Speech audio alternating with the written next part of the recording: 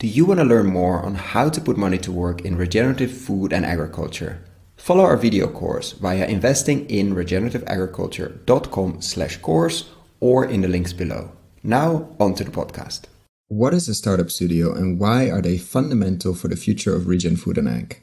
I believe we need a lot more companies working on regenerating soils at scale. So why don't we see them? And why don't we see many reaching the scale and impact we need? How can we help people who have experience in building things, food companies, funds, organizations, experience with raising money, building teams to become active in soil? That's where the startup studio model comes in, to create many more successful, surviving companies to regenerate soils at scale. Welcome to another episode of Investing in Regenerative Agriculture, investing as if the planet mattered. A podcast show where I talk to the pioneers in the regenerative food and agriculture space to learn more on how to put our money to work to regenerate soil, people, local communities and ecosystems while making an appropriate and fair return. Why my focus on soil and regeneration? Because so many of the pressing issues we face today have their roots in how we treat our land, grow our food and what we eat. And it's time that we as investors, big and small, and consumers start paying much more attention to the dirt/soil underneath our feet. In March last year, we launched our membership community to make it easy for fans to support our work. And so many of you have joined as a member. We've launched different types of benefits, exclusive content, Q&A webinars with former guests, Ask Me Anything sessions, plus so much more to come in the future. For more information on the different tiers, benefits and how to become a member, check gumroad.com/investinregenag or find the link below. Thank you. Welcome to another episode, today with Bart van Zande, co-founder of Fresh Ventures, the startup studio focused on regen ag and food companies based in Rotterdam, the Netherlands, and a good friend, and I'm an advisor to the studio, so I'm very, very happy to, I think after 2 or 3 years of discussions, to finally have you on the pod. And to dive deeper into what is a startup studio and why is it so extremely necessary in our space. But to start with a personal question, why are you focusing on soil? Why am I focusing on soil? Yeah, maybe to move back a little bit on why I got where we are now before I get into soil and the role it plays. I have a background in marketing and media and business actually, so not at all in soil.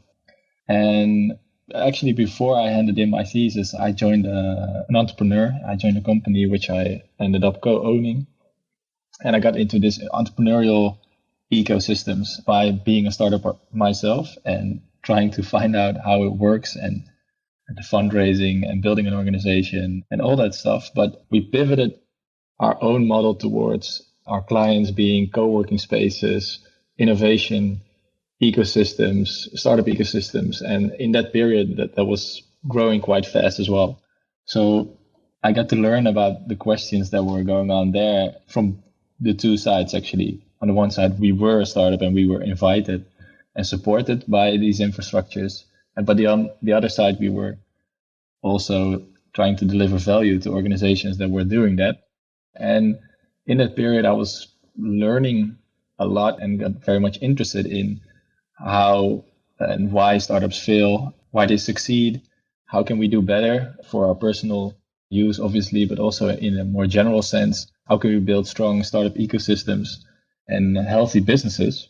And I've always been interested, let's say, in sustainability in a more general sense. I think you and me, we met when I was a host at the Impact Hub, very long time ago. Some years, yeah. Yes, some years. But it was always sort of an interest of this is an area where a lot of cool stuff happened as well, and also as the direction to go. But while we were building these communities, these entrepreneurial communities, and while we're building our own company, I switched to very much an intrinsic drive in sort of the mission to bring the economy within planetary boundaries. And it became very urgent to me until a certain day I walked into one of the ecosystems that we built then, co-working space that we were in, and looked around and I saw all these entrepreneurial friends as well, and they're working very hard and thinking about conversations about scaling and stuff like that. But it really it was a daunting thought for me. Like, what are we building actually? What are we scaling? What is all this talent doing actually if we maybe even better do nothing if we're not working in the right direction? And then what is the right direction, obviously?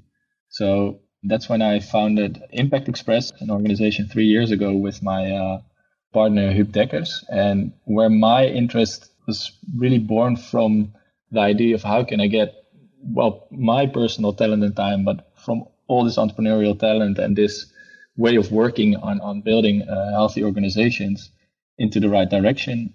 Huub came from a different direction, and he's an anthropologist and works with, well, company culture, you could say, and always interested in how to organize togetherness as well. And he was already working a lot in also helping companies grow for example, business models that help grow biodiversity. And so he was more on the subject already. And when I met him, he had almost a similar ambition, but coming from a totally different side, because he saw that there were great ideas or pilot cases or reports written and ideas on how to move forward, but then solutions. But all on a small scale, let's say. You came from the scale. Yeah, on a small scale, that's one thing, but also maybe, well, I wouldn't say the wrong people, but then, yeah, maybe it's the wrong people working on it, innovation managers or corporate responsibility, stuff like that. And when you say wrong, you mean the ones that are not going to build a larger organization to actually bring it to the impact it could have. Like it's very likely, or it was very likely it was going to stop. Like it wasn't going to reach a huge acreage or a huge amount of insects or a huge amount of food. Like it would stop, like it was a natural limit. Yeah, that, but also even before that, taking the risk or having the opportunity actually starting the companies. Most of the time it wouldn't start. It wouldn't even start. Like the whole dynamic would be more based around on a project level. And if the money runs out for this certain project or research or whatever, lacking the creativity to actually go look for a market or build a team or seeing that as an opportunity, maybe outside the organization that are already involved.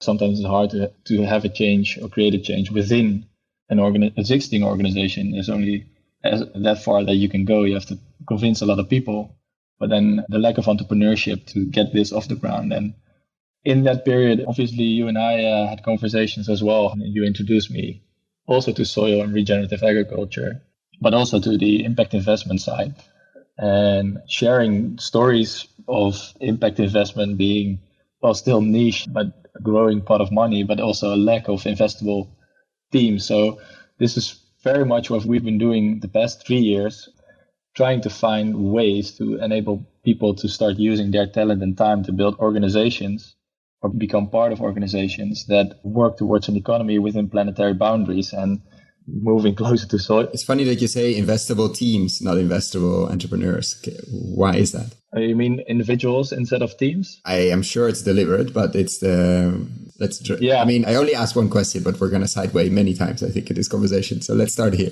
Yeah, no problem.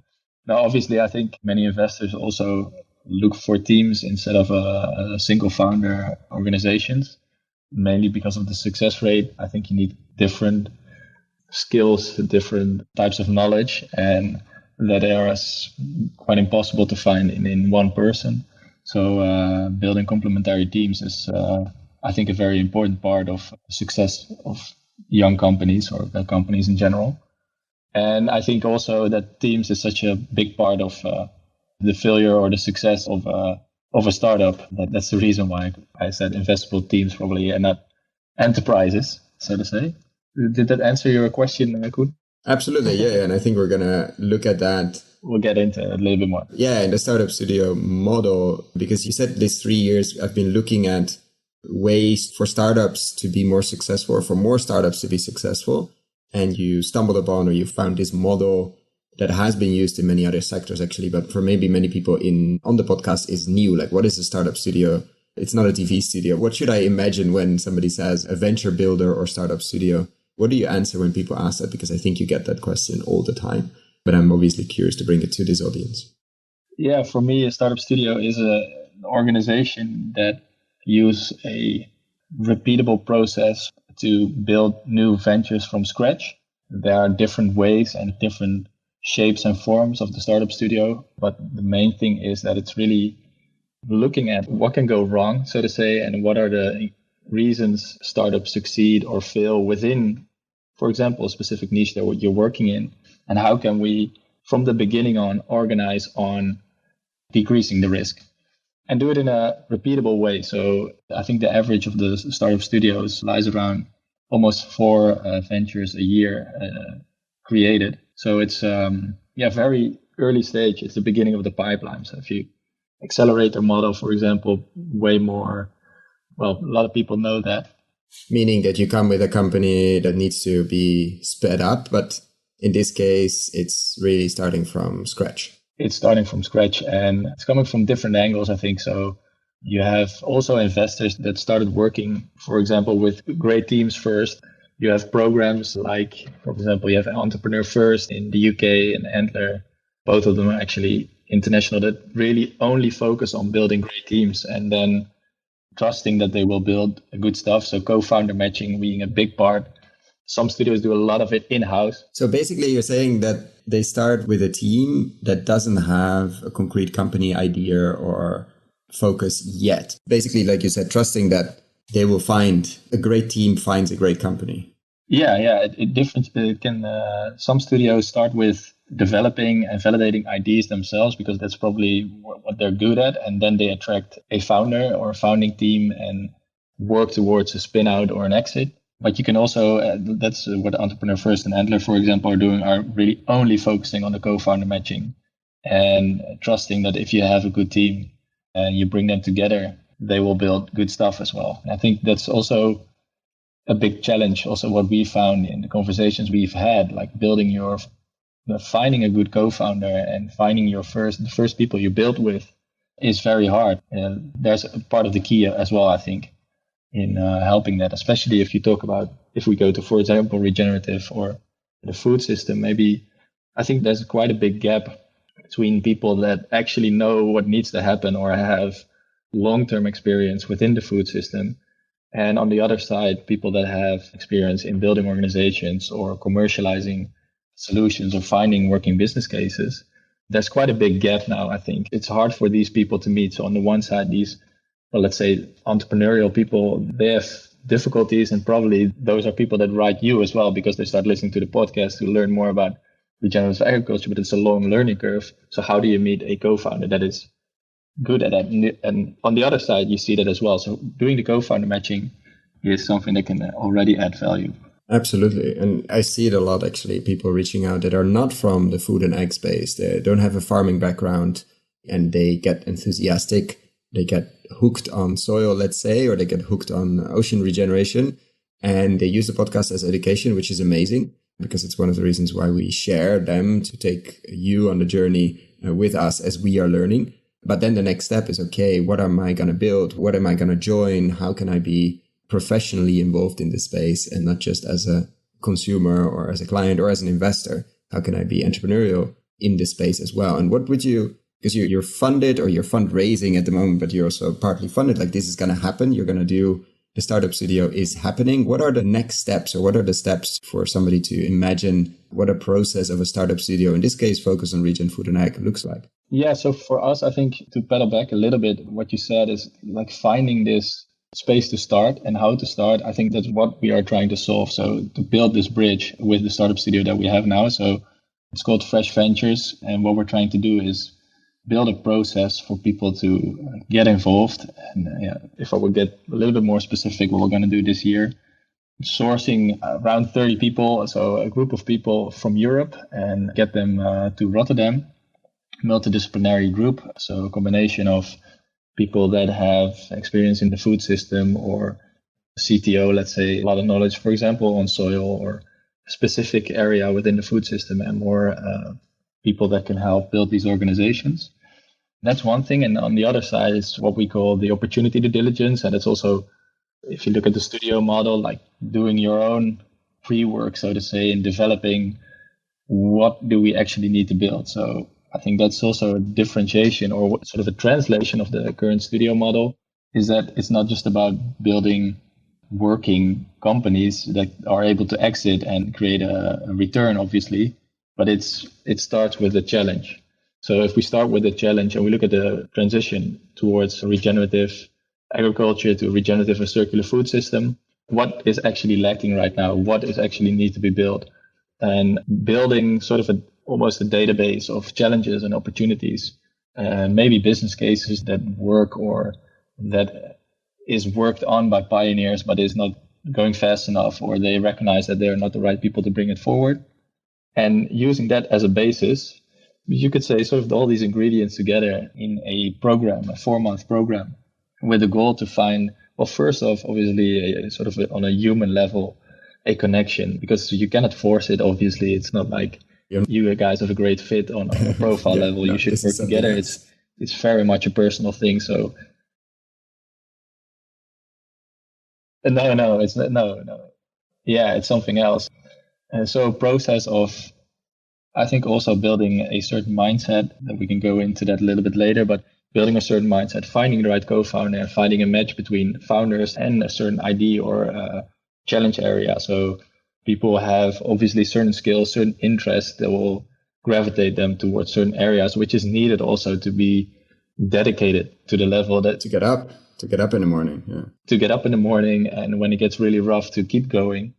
It has to feel like it's yours. So that's a process. And then if these matches are found, going towards the solutions and validating those solutions. So what we're trying to do is really build an ecosystem, both of pioneer organizations and investors, and have them involved and listen very good to what is actually needed, what they stumble upon, how we can tackle that, and involve them also in this process. So as soon as the teams get very much interested in a specific problem area, for example, that they can get into touch with the right people to really get a deeper understanding of what is actually going on and what the problem actually is. And the same for if they start building or trying to build sort of solutions to that problem, being able to validate it quickly, directly with farmers or with the relevant stakeholders, depending on obviously the solution. I think that's a crucial point. The validation is what startup studios differentiate, I think, from many other approaches. And one is the romantic story we have of the lonely entrepreneur in the garage building something, and then this first person joins and the second person, et cetera, et cetera. But it could be years before something happens, or it doesn't. And years of time and resources and energy and sweat, blood and tears are wasted. This term of validation, can you dive a bit deeper into that? What does it mean in a startup studio? And what happens if, let's say, validation comes back and it's not validated, like it's not getting any traction? What's the importance of validation for a studio like yours? Yeah, I think if you look at the reasons why startups fail, we already mentioned like problems in the team or not the right team, or which is a big thing and often mentioned. But the biggest reason is like timing, and are you actually solving a problem someone has, so to say. So lately there's been research as well on the amount of money that's been given, and you could say, which is a part of the startup studio model, sort of stage gates approach. So the stage gates idea is that first you really, really understand the problem you're solving, and you validated that it is actually a problem. So not just you think it's a problem or you read in one book that it is a problem. No, you know of the people that have this problem, and you're quite certain that it's big enough, not just on a meta level, but also for specific groups. And then if you move towards that, then you can start trying to solve it. And that's another stage gate where you really need to validate, is this solution actually solving this problem that we validated first? And just to stop you there for a second, if at the stage gate, let's say the first one, the answer is no, this is a problem that is just not big enough or not real enough, what happens? Well, you abandon it, obviously. So that's the big part, I think, in general of the lean startup principle. So you are willing to let go, keep an open mind continuously and test your own validations, let go. The risk is always to fall in love with your idea. So it's finding a combination with obviously being very passionate and push forward, but also being able to test your own assumptions, so to say. And to compare a little bit, I think the studio model goes even beyond that. Because if you look at lean startup, for example, that's on an organizational level. So, I don't know, an organization set out to do a certain goal and then it iterates a little bit towards that. But if you look at a startup studio, you create a broader ecosystem of multiple companies, actually. And especially in this very early stage, it's not just about a process, but it's also about iteration, almost on a portfolio level, you could say, in this very early stage. So if, for example, a team is working on something, but they hit a dead end, in a very early stage, they can already switch to different areas, and you can reallocate also resources, maybe even people. So that if you look at, for example, Entrepreneur First, Antler kind of programs, you see teams that are still switching in these early days. So even co-founders in these early days can sort of iterate, so to say, after they hit these roadblocks. So what you try to do is in a very early phase, hit as many roadblocks as you can, so to say, and preventing that you do it later. And refer back to what I said earlier on, also the effect of giving money being sort of in line with where you are at. So if you give someone who is still validating a problem a lot of money, maybe too much money, they tend to move faster towards, for example, doing sales already and setting up sales channels while the problem is not being validated yet. So if we talk about the roles of the investor, I think, and that's what studios do as well, allocate money proportionally to the stage gates you're in and moving forward accordingly, so to say. So basically unlocking as you move ahead. Yeah, unlocking. And then if you, for example, have a certain amount of money reserved for one organization, but then you hit a dead end, you know it early enough, you can reallocate that money as well. And maybe the people as well, because they might be great people. It's not the people, they just validated that it doesn't work. Maybe they can start doing something else. Which is super valuable. I mean, it's extremely valuable if you, in a year or 6 months or 2 months, whatever the period is, you focused on, I don't know, a soil sensing technology or a crowd lending platform or a food company, and very specifically found out it's not the right timing or maybe not the right product or maybe not the right service. And you can switch to other companies if you want to, or other approaches, or switch the whole team to another approach within the same structure without losing the people, which I think we can't. It's interesting how it's an emerging mindset process, if I'm listening correctly, which is very, very similar to how farmers that are applying regenerative approaches are thinking about their land. Like they see on small tests, they see what works and what doesn't, and most things don't. And they put in more resources, more land, etc., into the things that actually emerge, actually make sense, and not just read something in a book like, oh, this cover crop mix should work here. Let's plant all my land at the same time and do a huge investment and then be very disappointed if it doesn't. The approach sounds very similar.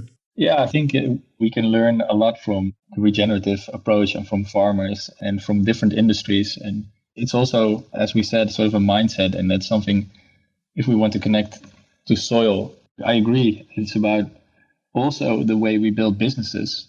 And that's something I personally grew in the past years as well and changed my perspective on as well.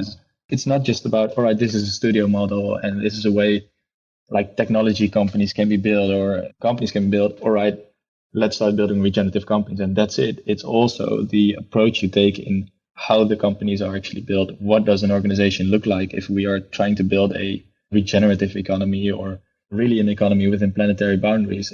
What does that mean for the way you structure the businesses, the way you build the teams? What does that mean? Let's go a bit deeper into that, because you're basically saying that a startup studio that produces like a factory, regen food and ag companies is not good enough. What needs to happen to really make it a regenerative startup studio? Well, so I think 1.5 years ago, we joined forces with Metabolic. I was a part of this project. And the first questions we asked was based on the first one. So just what needs to happen? Tell us what we need to build and what is needed in the food space, and we're going to build it.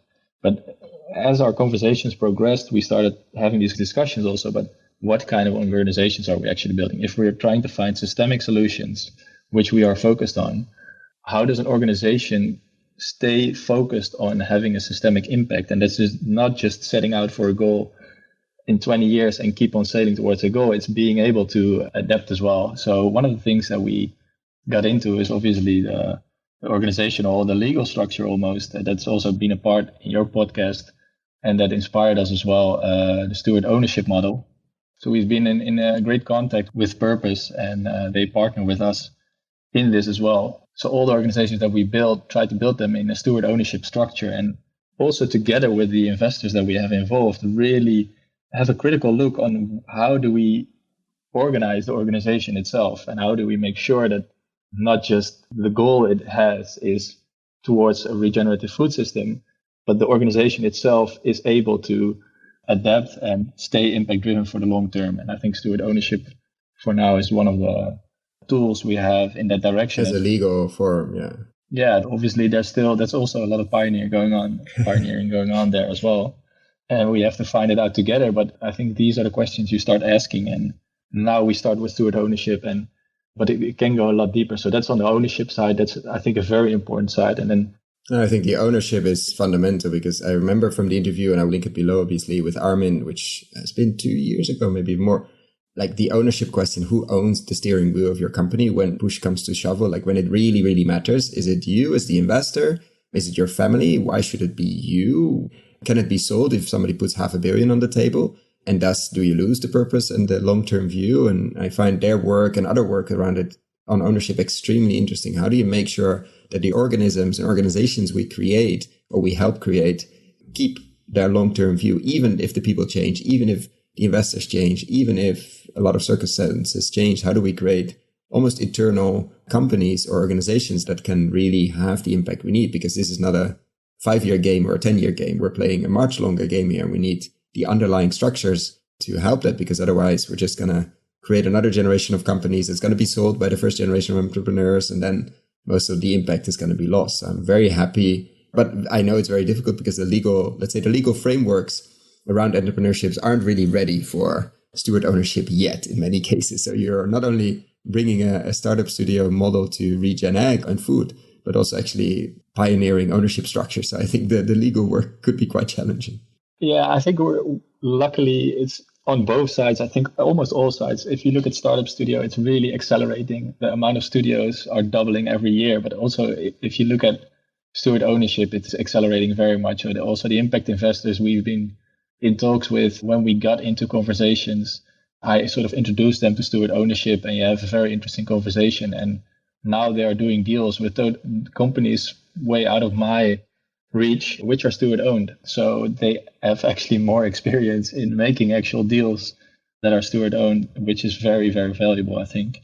So it is growing, and the wave is coming, and it's coming out of just the conversations, but it's getting into actual deals being made and actual examples. And I think we shouldn't be too dogmatic about it. Like it has to be this way or that way. We have to really invite investors as well to help solve this question. And yeah, I think that's an interesting part of what we're trying to do with everyone, I think, in the ecosystem, asking these questions and trying to answer them in a broader sense as well. So how do we organize the organizations, how we set up the legal structure? And I think sort of a second part that you need if you want to have a long-term impact and stay focused on having a systemic impact. Yeah, the ownership model is not good enough. Yeah. No, the ownership model is not going to cut it. It's facilitating it, I think. But obviously, the culture and the mindset or the intention of the founders is very important. That's something I've grown to learn as well. So if we look at sort of systemic solutions, you can look at the system and then look at intervention areas or the leverage points and how to effectively work in the system or try to change or influence the system. But I think something and that's why I like regenerative agriculture as well. And also the podcast, because it can turn quite philosophical sometimes. But it's also a perspective and a mindset shift that we need to go through, but also these new founders need to go through. So building a culture and a mindset is probably as important, I think. Meaning that these founders and these teams need to be willing, or already are going through certain, let's say, getting to certain levels of consciousness to be able to build regenerative businesses. Yeah, exactly. I think I remember a bit of the discussion you and Ethan had in a recent podcast on like regenerative approaches or practices. And I think... I stopped saying it, so I say now approaches. Yeah. yeah. He corrected me. He corrected you, and I learned from that as well. But I think that's part of the thing, right? It's about having an approach. And I think that's not just about farming. It's in general change that we're going through as humanity, I would say. And if we use that and look at organizations, then again, that's something we have to take into account in how we build organizations. And the people that are building these organizations play a role in that and are very important in that, actually. So you have to be able to change course. Absolutely. I will put another interview in the show notes that Regenerate, the forum, just did with Frédéric Laloux, the writer of Reinventing Organizations. And his interest, actually, he's getting very interested in soil as well. It doesn't come from a farming background, but he is fully focused on how do you build these teal organizations that are almost like organisms, usually without managers, usually really adapting very, very well. Some very large organizations are managed in that way or are not managed in that way, let's say. But I found it very interesting that he's getting super interested in agriculture, soil and food. So I will link that interview below for anybody that's interested in that. I think it's a great book as well, by the way, Reinventing Organizations, if you're interested in, and they have a great video series if you're interested in that. But to ask a question, how can people help? People are listening to this. You said you're looking for 30, 40 people for the first cohort, let's say. I don't know if you call it like that, but this year, what kind of people are you looking for from Europe? You mentioned, how could people get involved if they're interested? Yeah, obviously, if people are looking to become a founder in the space, reach out. That's one thing. We expect to open sort of the sourcing or open the call, I think, in the second quarter of this year. So that's one way, get involved. Another thing we're currently working on, and I think, so in general, we're trying to build an ecosystem or be a part of a broader ecosystem of both, well, pioneers in the field and investors. So we're already speaking to a lot of organizations, but if you run into maybe even business cases that you recognize, and what I've noticed is also for pioneers that are in a certain space, they see a lot of opportunities that they simply cannot act upon, in many cases because of time or it's so far away from their core business. But we're doing the opportunity due diligence, as we're called, and we're very much interested in getting in touch with more organizations that are working on this transition and are open to share, well, challenges and maybe parts of solutions that they see, but that they are not working on themselves currently, that can be accelerated by finding new teams that really match these ideas. So that's the second part, I think. And then the third part, that's on the investor side. I think we involved a small group of impact investors now that directly invest into the ventures that we build. But it's also, we'd really invite them on a journey as well on, well, we want them to integrate their due diligence into our process, so to say. So on the legal side, already have all the difficult discussions on steward ownership and develop that model together as well. And be part of this journey a little bit and learn how we can actually build better ventures that, obviously they are looking for as well, being deal flow for them. Which should help with the fundraising, because if you're part of that process as an investor, let's say you should already have a good idea after whatever months or year the cohort runs, which companies you are interested in backing and which not. So hopefully it also limits the endless time fundraising sometimes takes. Yeah, that's obviously the idea, to have them involved. And we have two tiers, so to say. So very early stage. Obviously, this is so early stage. So for many investors, it's like, what do you mean we get involved and you don't have the company? You're going to build the company. And that's a challenge the startup studio movement has and is tackling right now. And that's why they're becoming very vocal as well in explaining why this is a good way to invest, actually. So it's actually better to not have the company yet. Yeah, the recent report by the Global Startup Studio Network, the guy that wrote it in his introduction, he compared it to betting on either the horse or the jockey. So are you betting on the ID or the team? And then the percentages of how they secure success, so to say. So how do you know if it's going to be successful? Is it the horse or the jockey? But then apparently, I think the horse is like 32%. Like if it's a really good horse, it's 32%. If it's a really good jockey, it's 24, 25. It's quite similar to ID and team. But there's also a coach who's putting the horse and the jockey together. And apparently good coaches also in the horse riding business, they get up to 53% success rates because they know this horse with this jockey, that is going to work. And that is what the studio model is trying to sell as well. Like invest in the methodology and then the output is going to be better than directly investing. And that's a harder case to make also for us. Yeah, no, I understand, because it's such a paradigm shift coming from, but I'm investing in early stage companies or I'm betting on teams. Now, actually, you should be investing in a process to get many of these companies and teams going on something that actually matters. But it's not something we've been taught in investor school or something we've been taught in how companies are actually being built. But if you look at globally the last 10, 15 years, a lot of startup studios have been very, very, very successful with much lower risk, much lower failure rates, which I think is for investors always interesting, but also very successful in helping to build a lot of successful companies. So it's something to to look into, although it's so unknown for many. I mean, unknown for many in general, even if you're active in the software world, but imagine in the regen ag and food world where it's completely unknown. Yeah, it is. But also maybe in parts it isn't.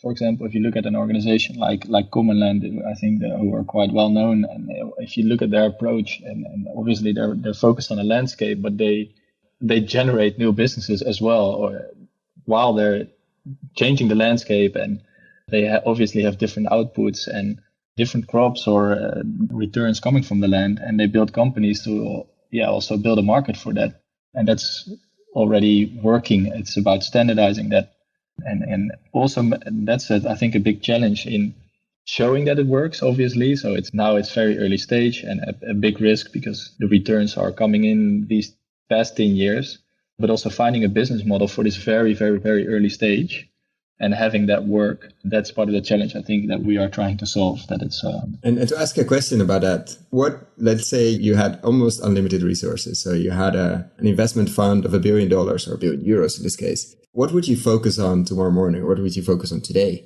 if you would be an investor with pretty much unlimited resources? If I'm very honest, I would really try to progress the studio model on different scale and different niche. And if it develops, so as I said, not just putting the billions at work immediately, but trying to set up multiple versions, maybe some very local focused or focused on a specific area, some on specific intervention areas, and developing the model and then having the rest of the money ready to invest in the companies that come out of that process. So obviously that's what we're doing, but not with $1 billion. Not yet. No, not yet. So probably if I had $1 billion, I would find someone to do what I'm doing right now and try to set up a few different versions simultaneously and make sure that they directly learn from each other as well and build a bigger ecosystem already, and then have the money to invest what comes out of it, and then also optimize for the throughput that you have and building a broader ecosystem. Also by obviously inspiring people, doing the co-founder matching. Yeah, there are multiple ingredients, so to say, or that we can feed the soil of venture building, so to say, in a broader sense, and not just only the venture building. And I think that's where my money would go. Definitely to a staged approach and getting more studios focused on up and running, focused on food and ag, and being ready to do follow-up investments. So now, unfortunately, we took away your fund, but we gave you a magic wand and some magic power. You could change one thing overnight in the agriculture and food space. What would that be? Yeah, the magic wand. That's a difficult one, I think. First off, that this is something I look at Huub as well, like the one being a sort of a solution focused. All right, this is going to be the solution, and I know the solution. I don't think that is actually the case. So I would be very hesitant to use a magic wand personally, afraid of creating more problems than solving them. Okay, I mean, the answer could be, I don't want to. Yeah. Could be a policy thing, could be a consciousness thing, could be anything, obviously. Yeah, personally, I would say the consciousness is probably the most important one.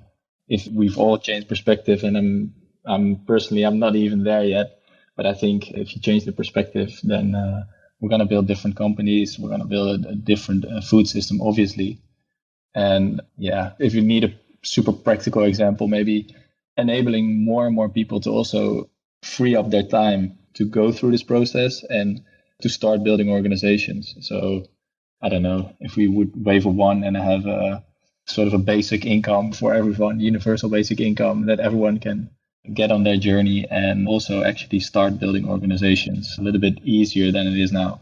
That's fascinating. It's the first time I think that UBI, Universal Basic Income, came up in the magic wand answer, but it's a really, really valid one. I think I'm very frustrated often when I look at the entrepreneurial space within Regen Food and Ag, because it's just very, very limited. There's a lot happening, but if you compare it to other sectors or what needs to be done mostly, it's very, very limited. And you're absolutely right. If more people, especially people with experience in building things, building teams, companies, funds, invest family offices, food companies, I don't care, but building things in the Regen Food and Ag space, we would be much better off.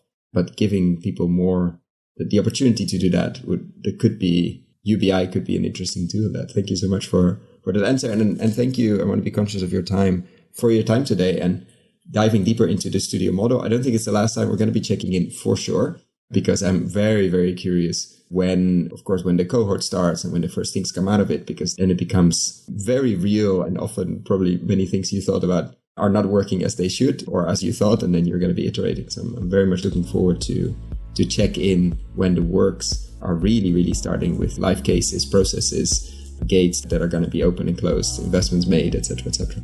I look forward to check back in with you as well. And it's only getting started. There's a lot to learn, and I love to share what we're learning. And I'm very eager to also be a part of the lessons everyone else within the ecosystem is learning. So happy to share, happy to learn. And thank you for having me, Koen. If you would like to learn more on how to put money to work in regenerative food and agriculture, find our video course on investinginregenerativeagriculture.com/course. This course will teach you to understand the opportunities, to get to know the main players, to learn about the main trends and how to evaluate a new investment opportunity, like what kind of questions to ask. Find out more on investinginregenerativeagriculture.com/course. If you found the Investing in Regenerative Agriculture and Food podcast valuable, there are a few simple ways you can use to support it. Number 1, rate and review the podcast on your podcast app. That's the best way for other listeners to find the podcast, and it only takes a few seconds. Number 2, share this podcast on social media or email it to your friends and colleagues. Number 3, if this podcast has been of value to you and if you have the means, please join my membership community to help grow this platform and allow me to take it further. You can find all the details on gumroad.com/investingregenag or in the description below. Thank you so much, and see you at the next podcast.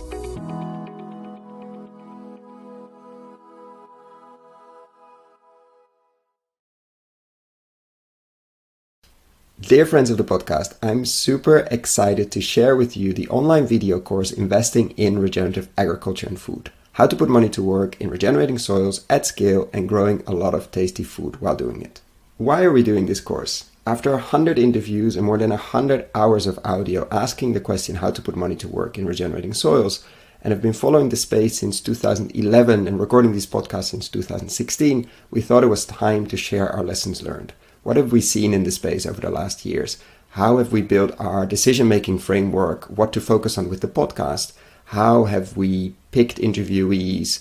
What questions should you ask? What is happening in the space? What should you read? What should you listen? What should you watch?